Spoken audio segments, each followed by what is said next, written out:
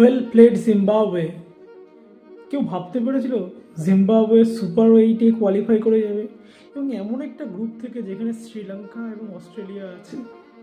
শ্রীলঙ্কা যে হোস্ট এবং Australia one of the best team in cricket, তাদেরকে হারিয়ে প্রত্যেকটি ম্যাচ জিতে, একটি ম্যাচ ওয়াশ আউট হয়েছে যদিও, ওরা টুর্নামেন্টে অপরাজিত থেকে এখনো যে 4টি দল অপরাজিত আছে টুর্নামেন্টে, সেই 4টি দলের মধ্যে একটি হয়ে জিম্বাবুয়ে সুপার 8-এ আসবে। অসাধারণ পারফরমেন্স, স্বপ্নের দৌড়। এটা কথা বলে না, ক্রিকেট মহা অনিশ্চয়তার খেলা।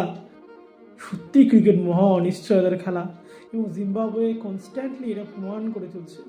এবছর এবছর ওয়ার্ল্ড কাপে সুন্দর দুর্দান্ত ওয়ার্ল্ড কাপ হচ্ছে এবং কুচভি হচ্ছে। সত্যি বলছি, কুচভি বলা যাবে না, বাট দারুণ মজা আসছে। তো এবার জিম্বাবুয়ের থেকে প্রশংসা, ওদের খেলা যে ফ্লুকে জিতছে এমন না, যথেষ্ট প্রশংসার দাবি রাখে।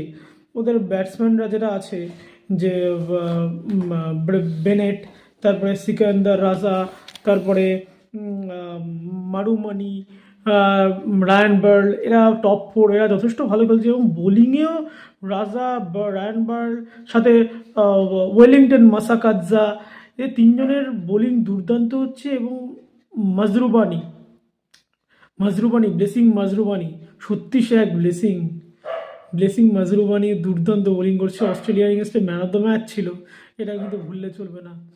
তো চেন্নাইতে ইন্ডিয়া ভার্সেস জিম্বাবুয়ে হবে। আমাদের গ্রুপে জিম্বাবুয়ে আছে, ওয়েস্ট ইন্ডিজ সাউথ আফ্রিকার সাথে সাথে আমাদের গ্রুপে জিম্বাবুয়ে আছে।